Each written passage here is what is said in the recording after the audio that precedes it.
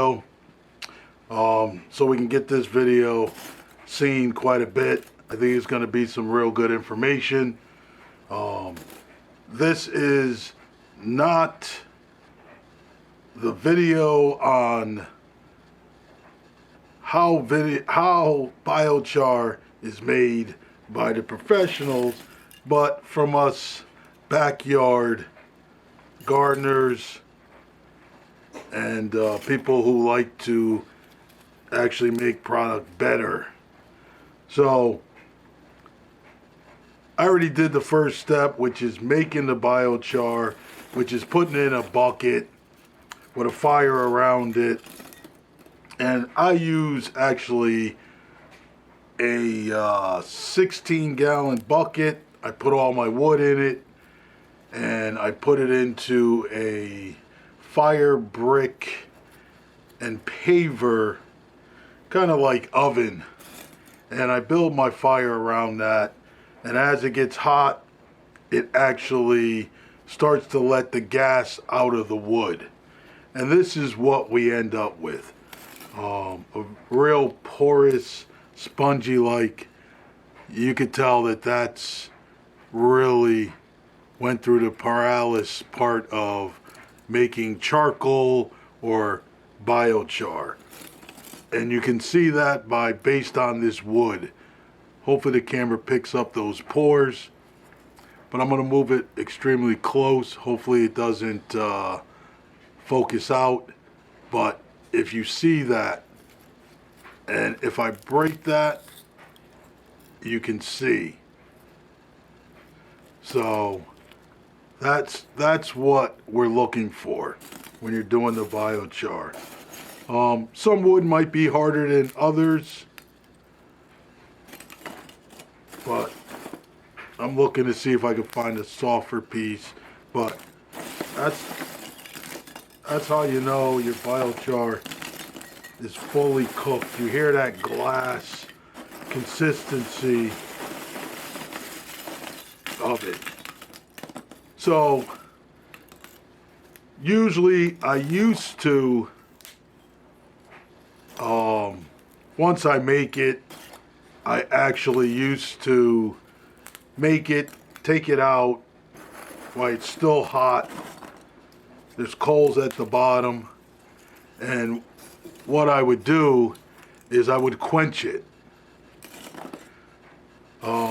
And sometimes you do have some pieces in there that still has not went through the full process. So what I started doing was letting it stay in there the whole time. I mean, look at that. That's beautiful. It's like a sponge.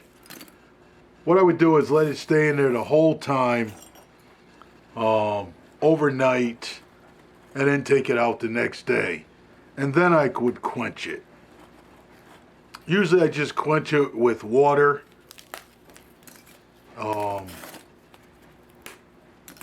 Take it out of the water and then let it sit for a while so it could suck up some of the moisture, continue to suck up some of the moisture, and then I would take it out of the water and put it in a bucket, and I would start to crush it. And then you have your moisture content. And that's what you need in the biochar. Now, it's not dry. So I do actually do two processes with mine. I just sell regular biochar, which is what you see after I crush it up. Or I make active biochar. And we all kind of know what active biochar is. The benefit of activating your biochar is that when you do put it into your soil, it already is kind of charged up, and it won't start to suck up nutrients.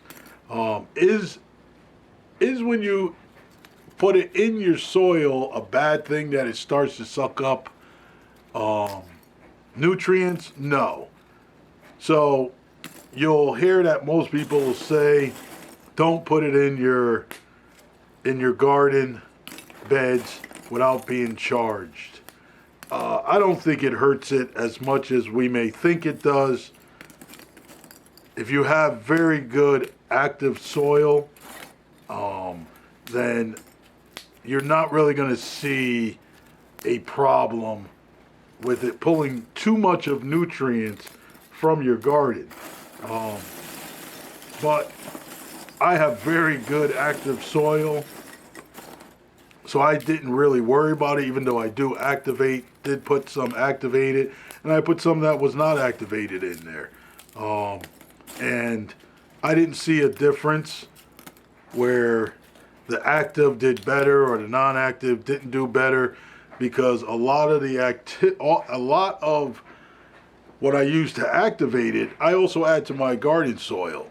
Crab meal, rock dust, alfalfa meal, kelp.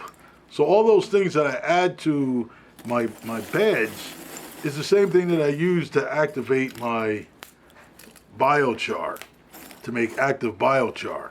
So that's what we're going to do today. I'm going to make a bucket of active biochar by just taking this biochar before I crush it, and I'm going to quench it.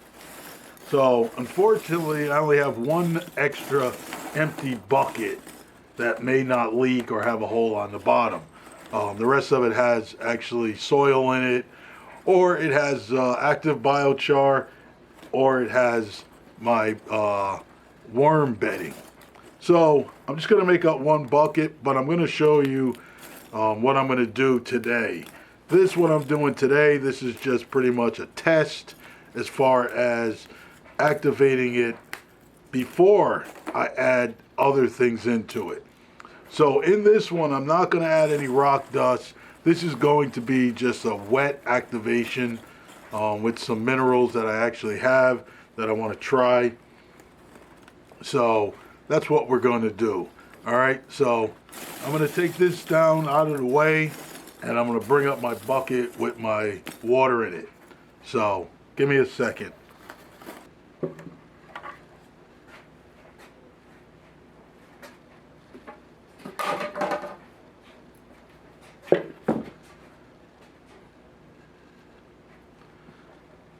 Okay, so to get started, the first thing I have is a bucket. It's a 2.5 gallon bucket.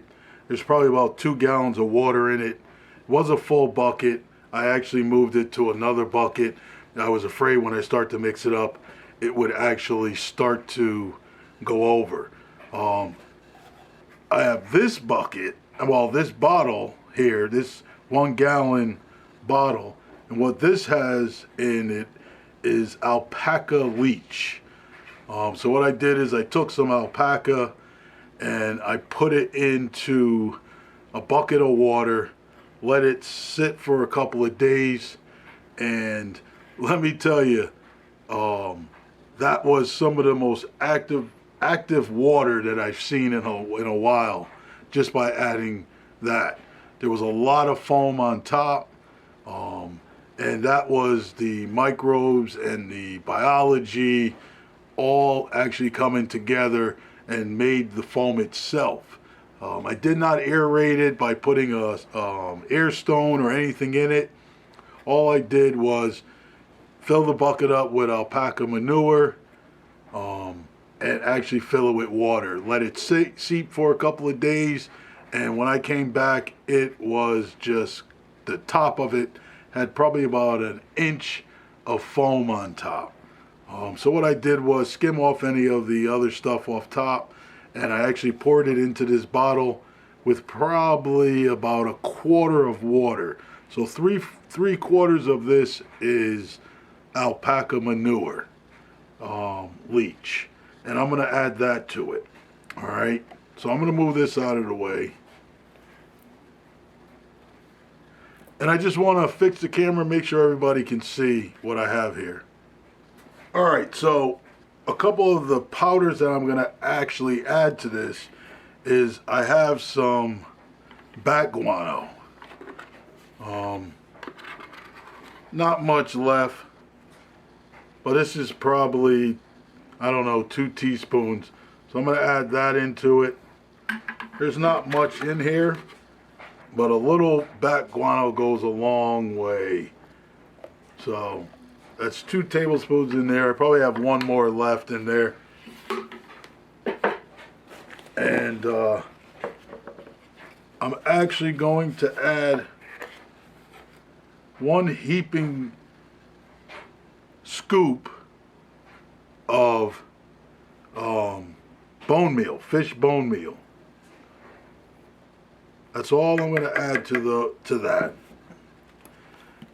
When I go to start to make my active biochar and start to mix it up, what I'm going to do is I'm going to add all my other minerals, the crab meal, the kelp, and the rock dust. I don't want to add the rock dust to this. All right. I don't think there's going to be any benefit of adding those ingredients into this water mixture. All right. So what I have here is I used to make these bio bricks for burning to use besides wood. And all it was sawdust and newspaper pulp. Well, I use this to actually mix up the newspaper and then add in the sawdust. So I'm going to use this to mix this up. I don't want to go too hard, but I just want to get it kind of mixed up in there really good.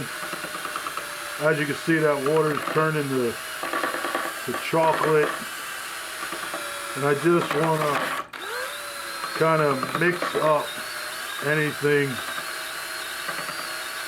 that's actually settling down to the bottom. Bring it up and mix it into the water.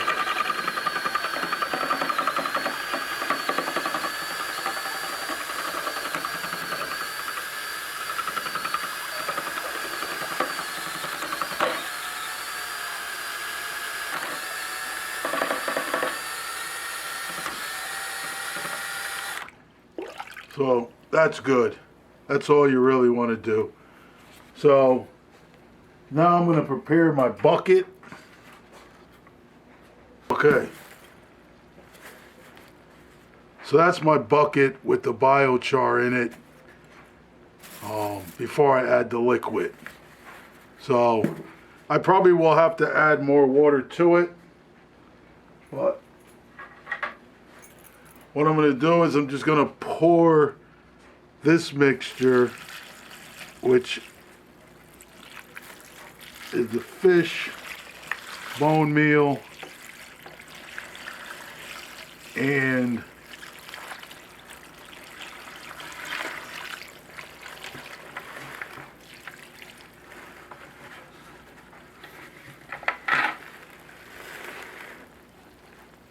as you heard that, I'm just going to pour a little bit of this alpaca manure leach just so I can clean out the bucket.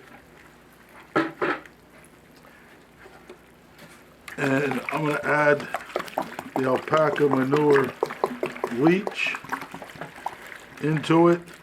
And as you see, because the biochar is so light, has no moisture in it yet, it's starting to come up. The level of it's starting to come up. And what I'll do is I'll take another bucket that I have that has some thing in it, and I'll put it on top. I want it all submerged. I mean, I just wet that particular piece, and the water just sucks right into it. You probably can't see it on here, but there's bubbles coming out of the biochar. And that's because the biochar is actually sucking up the moisture and it's letting out the air.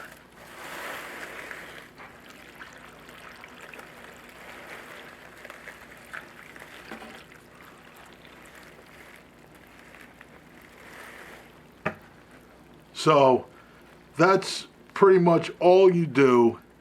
I'll let this sit for about 2 days and allow it to suck up the moisture. I am going to put something else. I mean, I'm pushing down on it, and as you could see, you may be able to see the bubbles coming up. That's the biochar sucking in the moisture. I mean, all around my hand, you can see it bubbling up. That's because it's sucking up the moisture. And so what it's going to do is it's going to activate itself by sucking in these minerals. And then when I go to add the rest of the minerals in, you could, it's going to be really activated. So, I am going to get another bucket that I can put on top of this. And this way, this is a way also you can activate your biochar to put in your garden by adding minerals to it of any other sort. So, and that will actually activate your biochar. So, and then what I'll do is I still have a little more biochar. Like I said, I probably had a bucket and a half. Looking at what I got left, I probably have another full bucket or 3/4 of a bucket. So what I'll do is, once I allow this to suck up the moisture it wants, then what I'll take and do is I'll add in the rest of that and any moisture, any liquid I need to add to this. All right, so that's just a quick video on actually doing active biochar. Once again, if you see, it's bubbling, it's sucking in the liquid, and once you see this 2 days from now, there's not going to be as much liquid, and the biochar will sink down because it has been saturated with the minerals. I mean, with the liquid. And then at that time, I'll come back and I'll do a part 2 video of adding the minerals and the worm castings to make active biochar. All right, and we'll go from there. All right, I appreciate it. Thank you. Enjoy the rest of your evening.